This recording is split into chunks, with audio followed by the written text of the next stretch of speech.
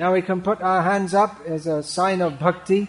It means we're fully surrendered to Krishna. And call out very loudly, Hare Krishna!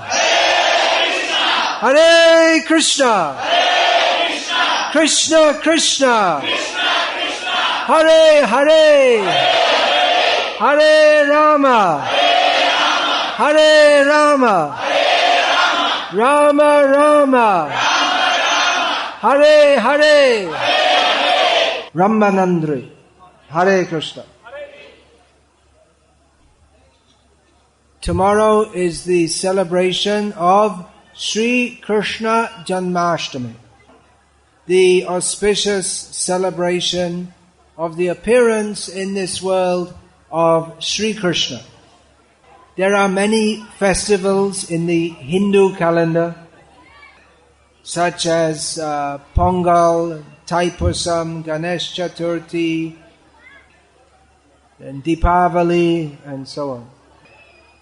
But Krishna Janmastami is different to all of them because Krishna is different to everyone else.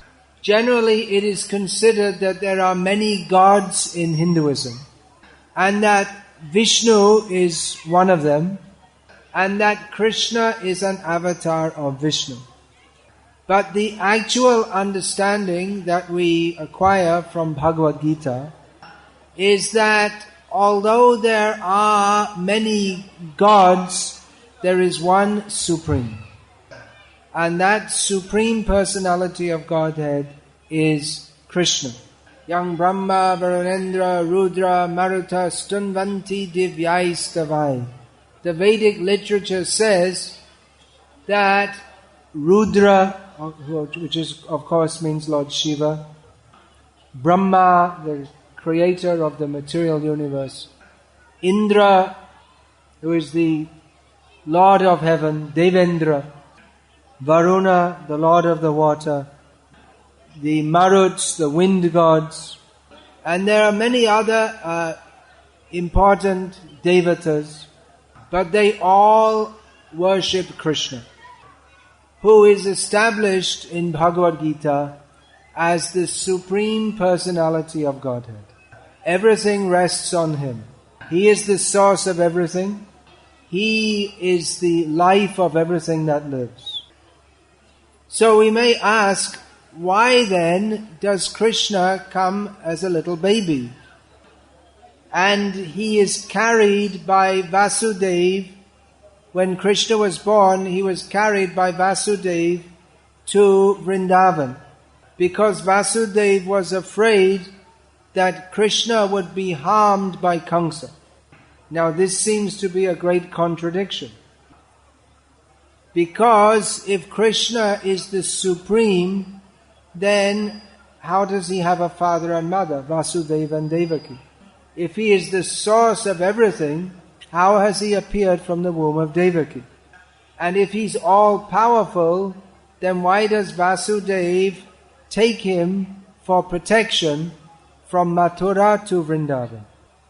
So all these points have to be understood with reference to the explanations of the great acharyas, the great pure devotees, that this is all Krishna's Leela.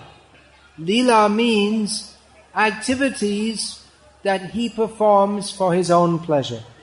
And when Krishna performs his Leela in this world, he does so for the benefit of the world. Probably many of you know the famous verse from Bhagavad Gita, Yada yada hi dharmasya, this verse. So if you like, you can chant it with me now. Yada yada hi dharmasya glane bhavati bharata abhyuthanam adharmasya tadatmanang srijamyaham. So this is a very well-known verse of Bhagavad Gita. Krishna says that whenever there is a decline in dharma and an upsurge of adharma, at that time I myself appear. So Krishna has no need to appear in this world, but he does so to benefit the world. and he does out of his own mercy. Why does he come like a little baby when he is the source and shelter of everything? Just like it's well known that Krishna revealed his Virat Rupa, his universal form, to Arjunan on the battlefield of Kurukshetra. So by seeing the the Vishvarupa, we can understand that Krishna is all-powerful. But we cannot have a loving relationship with him. Generally, we understand that we should bow down before God. This is correct, because he is all-powerful, and we are completely dependent on him. In the modern age, people are becoming more and more atheistic. But we wish to at least keep this spirit alive among people, that we should come before God and bow down before him. That is the proper understanding. That is the proper understanding, that we are subordinate to him, we must bow down before him. But there is a higher principle than bowing down before God. And that is loving him with all our heart and soul. This is the meaning of bhakti in the higher stages. Bhakti begins with bowing down before God. But in the higher stages, devotees like Vasudeva and Devaki, they treat God even as their son with great affection. So love is the highest principle. Our first position is to understand that we are subordinate to Bhagavan, we should bow down before him. But an even higher understanding is to love him intimately. And that is the constitutional position of every living being.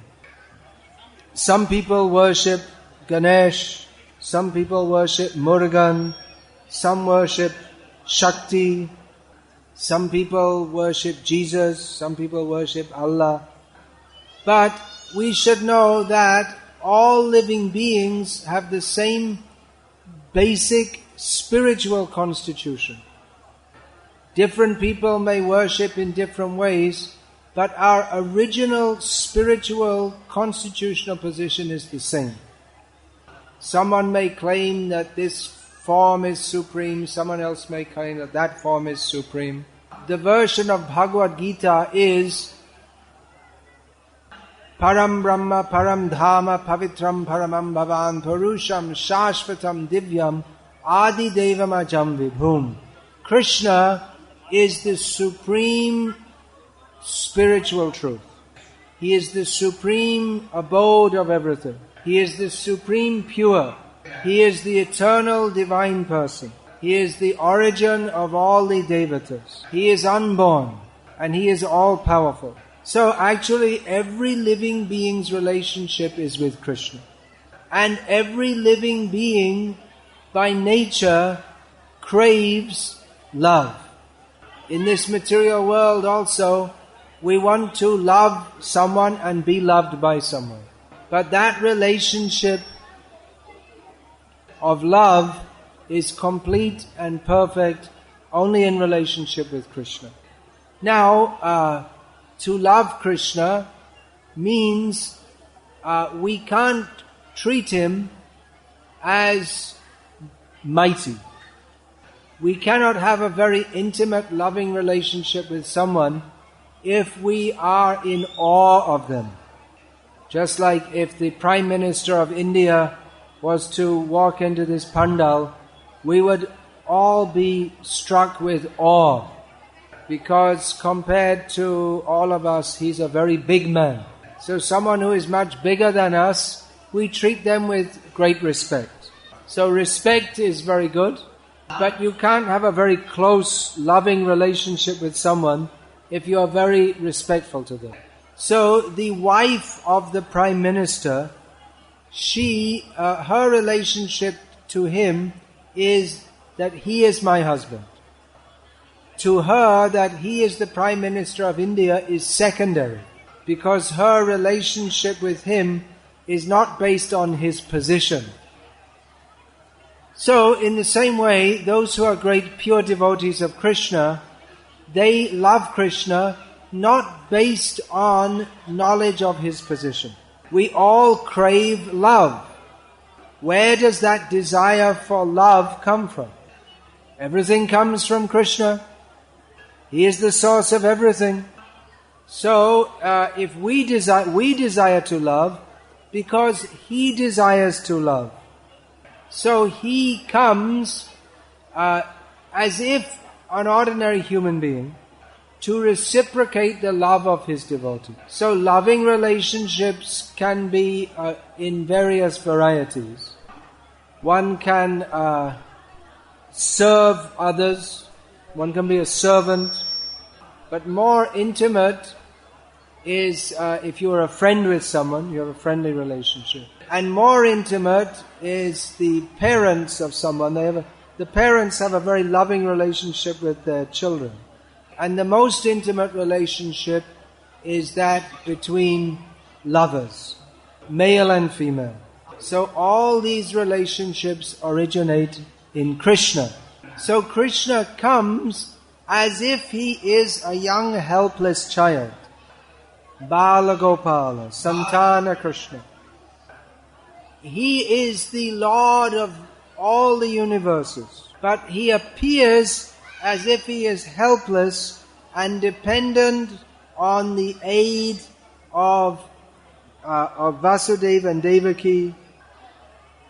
And then again, he goes to Vrindavan and becomes the adopted son of Nanda and Yashoda. Because if he was to show his four-handed form, then everyone would be very respectful to him. But then that feeling, very close feeling of love, could not be developed. So Krishna, although he is the supreme personality of Godhead, he plays as if he is an ordinary human being. This is the meaning of Leela. But although he plays as an ordinary human being, he's not an ordinary human being. And therefore, from time to time, he performs extraordinary activity. And these are described particularly in Srimad Bhagavatam. If you want to learn all about Krishna's Leela, we have one very nice book in which all the main Leelas of Krishna are described. You have that book? You want to get a copy? Yeah. So one Leela is described therein, that Krishna, playing just like an ordinary boy with his friends. So young boys, when they play with each other, sometimes they quarrel among themselves. So one time, some of the boys complained to Mother Yashoda that Krishna is eating dirt. And Yashoda, she asked Krishna then, what are you doing? Why are you eating dirt? And Krishna said, I didn't eat dirt. He said that because we quarreled, they're making some lies to make a complaint against me. So Yashoda Mai, she didn't know who's telling the truth. Those who are accusing Krishna or Krishna himself. Now we may think, well, this is a very ordinary activity. Young boys, they play like this. Then why make such a big fuss about it? You see, Krishna is just an ordinary boy. We may think like that. But so Mother Yashoda, to find out the truth, she put Krishna on her lap and she told him, now you open your mouth and let me see if there's any dirt in your mouth. So Krishna, being a very obedient boy, he opened his mouth so that his mother could see inside. And she saw dirt in his mouth. A lot of dirt. She saw the whole universe within his mouth. All the dirt in all the mountains, rivers, oceans, planets, everything was in her. And she saw there, within the universe in Krishna's mouth, that she saw also Vrindavan with herself looking in Krishna's mouth.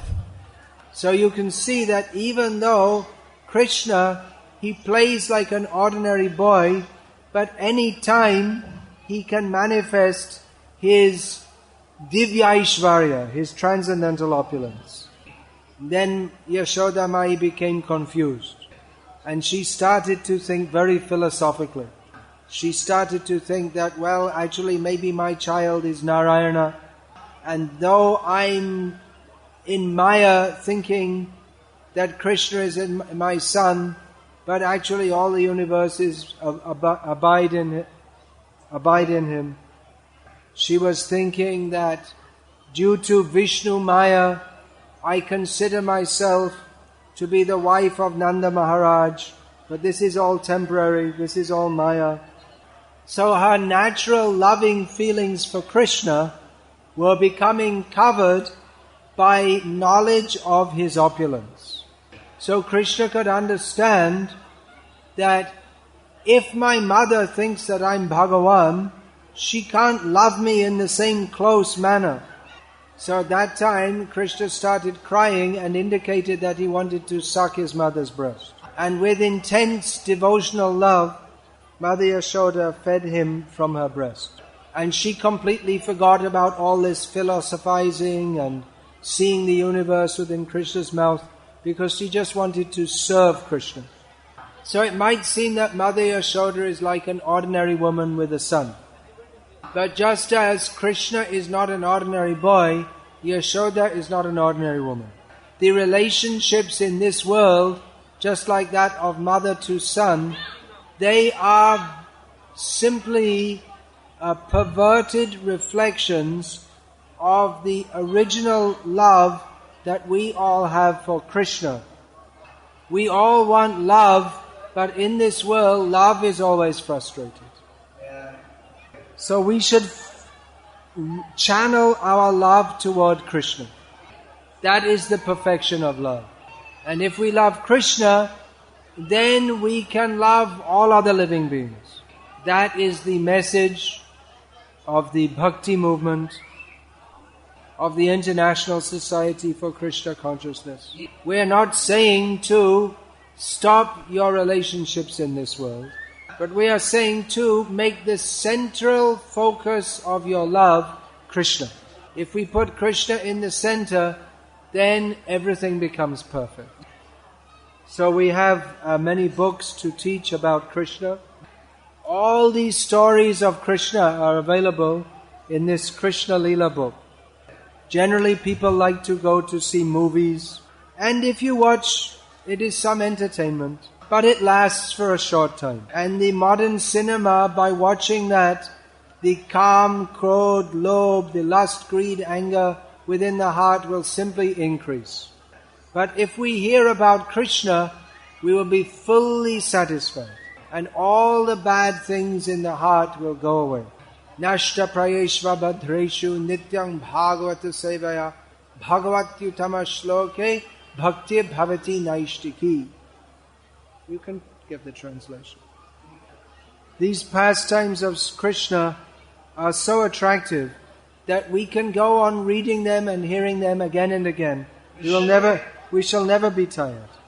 Just from the pictures we can see, this shows Krishna's Janma Leela, how Krishna is born. Krishna is destroying various demons who came to attack him and the residents of Vrindavan.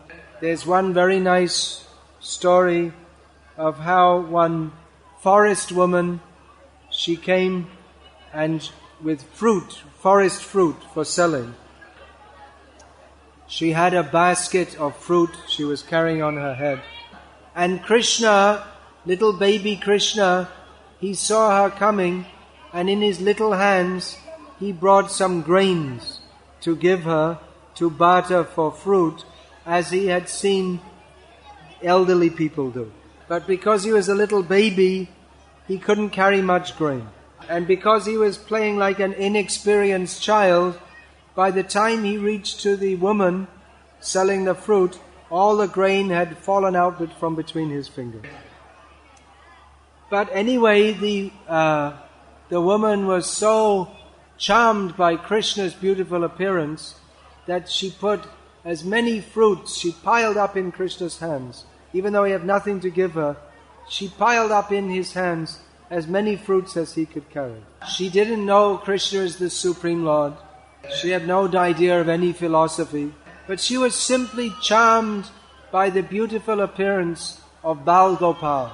And she gave him whatever she had, which was some forest fruits. And then she saw in her basket, where there had been fruit, all was full of jewels. So Krishna, even though playing as a little baby, he is this supreme magician. There's the picture of Krishna showing all the universe within his mouth to his mother. I can't describe all the pastimes now. You have to read the book yourself. There's a picture of a very famous Leela of Krishna stealing the butter. There he is, stealing the butter. Actually, Krishna, he can't steal anything because everything belongs to him. But playing like a naughty boy, he steals butter and in this way gives pleasure to all the women of Vrindavan. They would all complain to Yashoda Mai that your boy is very badly behaved. He keeps on coming to our house and stealing the butter. But actually they liked it they wanted that Krishna will come and steal their butter. Here is Krishna sharing a forest picnic with his friends, dancing on the heads of the poisonous snake Kaliya, killing the tyrant Kamsa. So you can see hundreds of pages of beautiful Leelas of Krishna are described here. So if you want that your heart will always be charmed with the beauty of Krishna, then please read this book about Krishna. Generally we read newspapers. What is the Prime Minister doing? What is the Chief Minister doing? Nowadays we're hearing what is Anna Hazare doing. But none of this can satisfy our heart. The only topic that can fully satisfy our heart is topics of Krishna. So Krishna, he played his boyhood pastimes, Balya Leela, in Vrindavan Dham. So we invite you to this festival today, tomorrow, and for at least these 2 days, you please come here, forget all your worldly worries, and just be in Vrindavan with us. We're trying to build this temple as a service to Krishna with the aim that here a complete atmosphere of Vrindavan will be created. So that when you come in this temple, you'll forget that you're in Salem. There'll be an atmosphere of complete transcendental bliss. So that you will think that we have entered the spiritual world, Vaikuntha Vrindavan. So actually not just for these 2 days, but every day we should practice Krishna Bhakti. Then we'll no more live in this material world. Of course, as long as we're in this world, there will always be some kind of disturbance. But if we make Krishna the center of our lives, we will always live in transcendental bliss. That is why Krishna comes to this world, to call us back to the spiritual world. He does that by showing his blissful pastimes and by speaking Bhagavad Gita. In Bhagavad Gita, Krishna gives knowledge about his transcendental bliss. So to convince us philosophically, he speaks Bhagavad Gita so that we can understand that he is the Supreme Personality of Godhead. And to attract our heart, he enacts beautiful transcendental pastimes. So we invite you to study these books, Bhagavad Gita, Unmai Uravil, and Krishna Leela. You can study these books and make your life fully Krishna conscious, so that when you wake up every morning, the first thing you think of is Krishna. What do you think of when you wake up? Probably most of you think, oh, now I have to go to work again another day.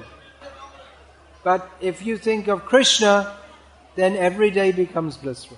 So the aim is that when we wake up, we think of Krishna.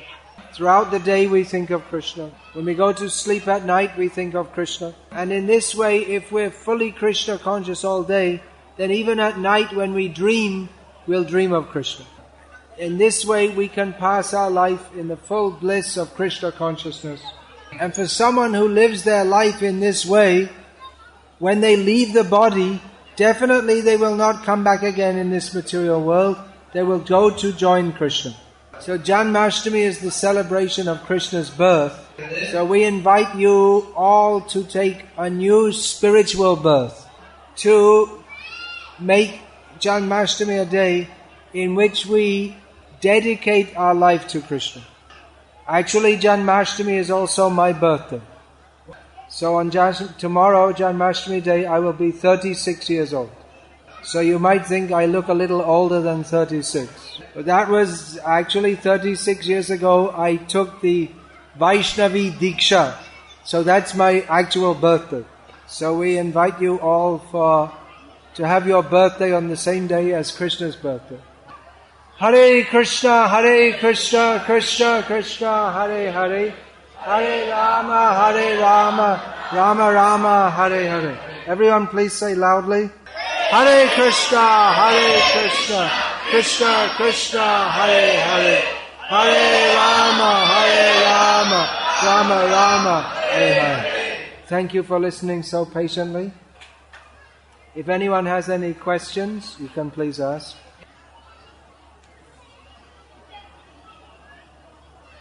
If you like, you can come up to the front. So in India, they are celebrating Krishna Jayanti today. Why do we celebrate tomorrow? Well, it may not. You see, it all depends. This is actually a technical question. And it all depends on calculation of Tithi, according to, the movements of the planets. So, generally most of the pundits, they use astronomical tables which are long out of date, because the positions of the planets change in course of time. So we are making the calculations according to the present position of the planets, not according to the position of the planets some hundreds of years ago. But it's good because we're having a 2-day festival. 2 days is better than one, isn't it? Someone is asking that why should we fast for Krishna Janmashtami and then take the feast after fasting? Why not have the feast whole day? Well, why not take a bath and pass stool afterwards? Why not take a bath and pass stool afterwards? Why don't you bathe first and then pass stool afterwards? There's a proper order for everything. Out of respect for Krishna, we wait until his appearance time before we take prasad. We're busy all the time throughout the Janmashtami. We'll be hearing and chanting about Krishna. Then later we'll take prasadam. Hare Krishna. Prabhu, can you tell the transcendental benefits of celebrating Krishna Janmashtami for the common people who are coming in? Yeah, everyone who participates in this festival is tremendously benefited. I think you can all experience that, isn't it? How do you feel coming here? You feel very happy and purified, isn't it? So anyone who participates in this festival or by chanting Hare Krishna and joining in all these activities, they'll be freed from so many sinful reactions and will get the blessings of Krishna. Tremendous benefits. Unlimited benefits. Yeah, this gentleman has a question. There are a lot of gods in a lot of religions, and in Hindu religion also there are a lot of gods. And to specify that Krishna is the supreme God that brings politics and unnecessary clashes, why should we say so? Well, actually, politics and unnecessary clashes come by not recognizing Krishna as supreme. There is some attempt within Hinduism to say that all religions are the same, everything is the same. But that hasn't stopped politics within Hinduism and around Hinduism and outside Hinduism. So actual peace in human society can be established if we understand what is our proper duty?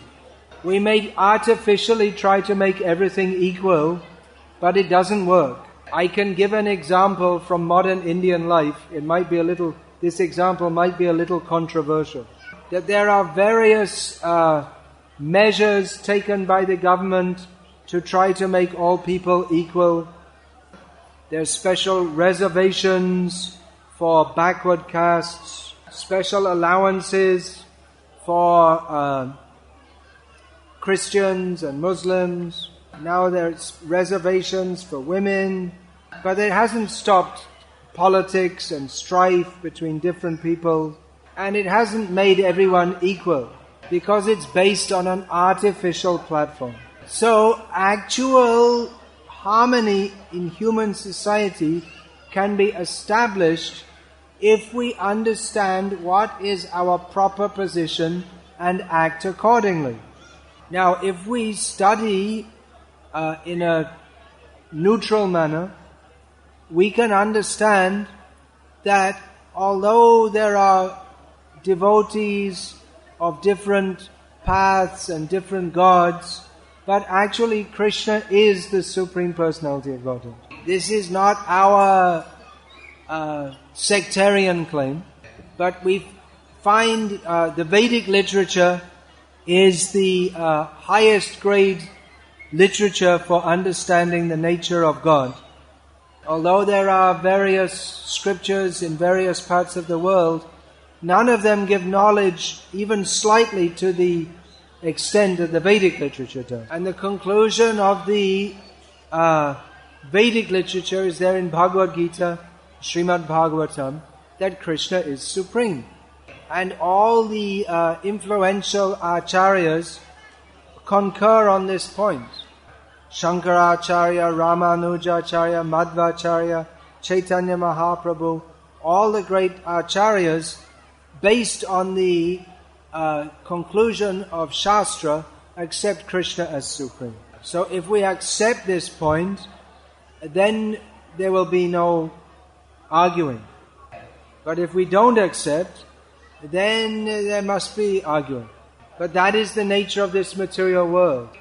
That everyone is fighting with each other because they don't accept the actual fact of our subordination to Krishna. Please think about it. Anything else?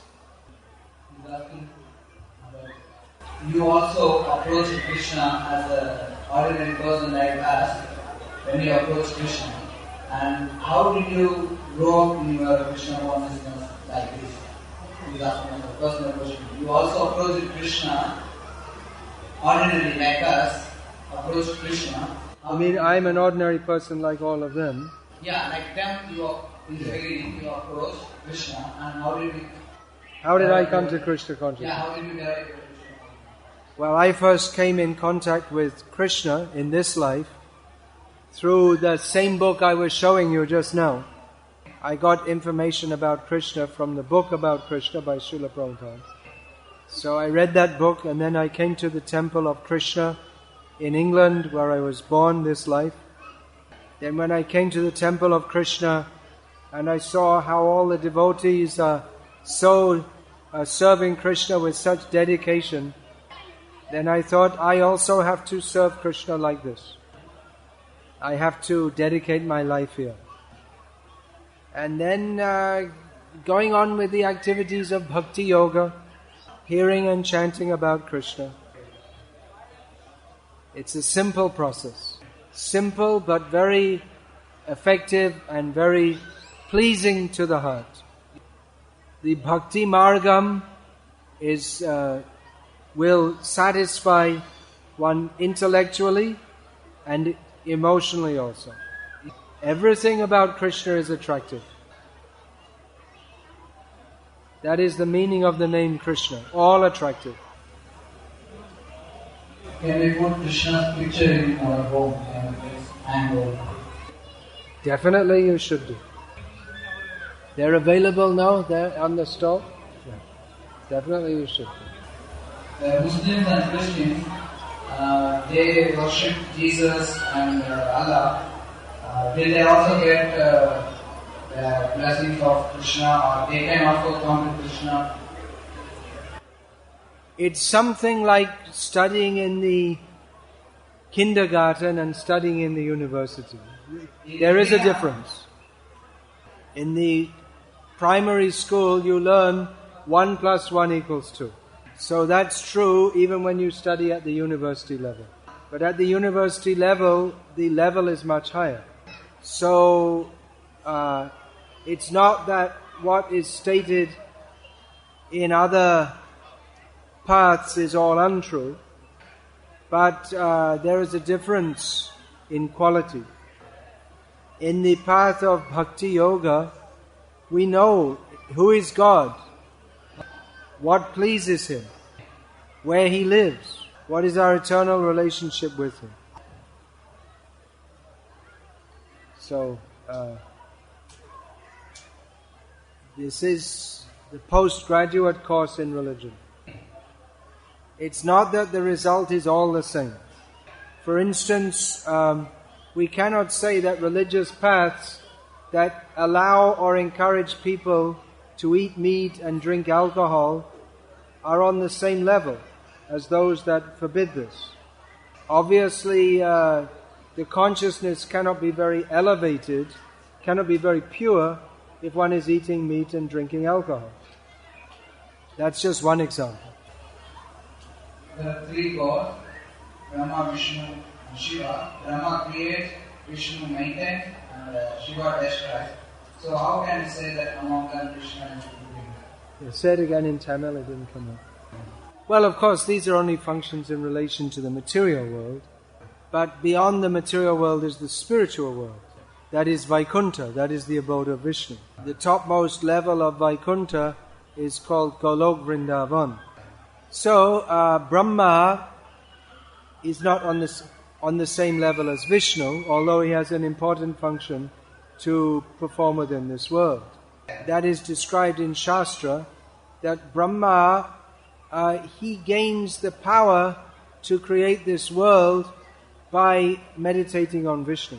So Vishnu is all powerful, but he gives different other jivas some service to do for their benefit. Otherwise he can do everything himself. Just like we're building this temple.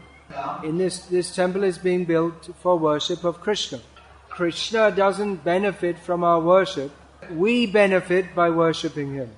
So in the same way, Krishna gives some service to Brahma, Shiva and others. He doesn't need their help, but He gives them some service so that they may be benefited. Krishna, when we say Krishna, it refers to Krishna. And when we say Rama, it refers to Balaram and Ramachandra. So why we are not celebrating their appearance? Not celebrating what? Balaram and Rama's appearance. But we do. But now is not the time for that. Just 1 week ago we celebrated Balaram Purnima. We celebrate Rama Navami. You please come. You're welcome to come for all these festivals. When we say Rama, do they refer to Balaram or to Ramachandra? Balaram and Ramachandra. And Parashuram. They're all Rama.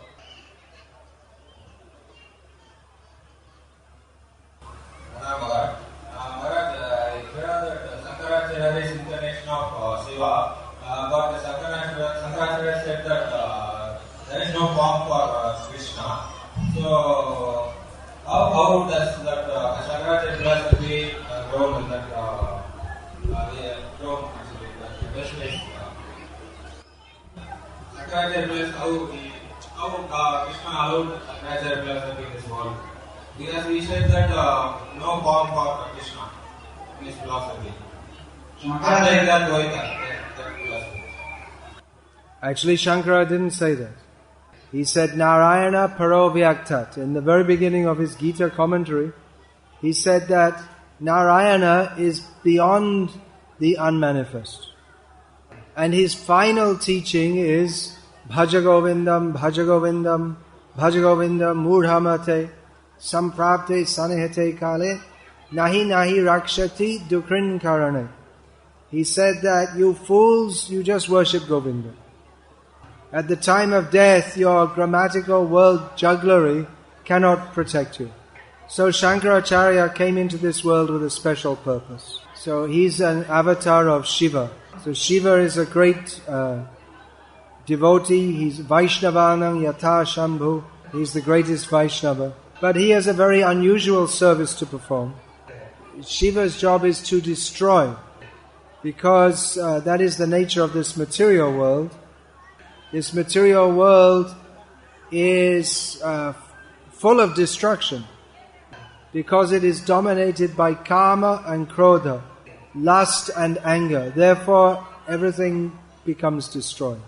So in Kali Yuga, karma and krodha are excessive.